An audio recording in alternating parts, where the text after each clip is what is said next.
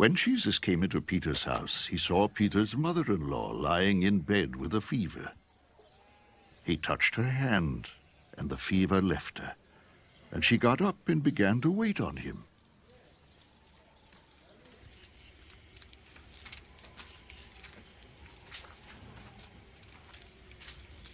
When evening came, many who were demon-possessed were brought to him, and he drove out the spirits with a word and healed all the sick. This was to fulfill what was spoken through the prophet Isaiah. He took up our infirmities and carried our diseases.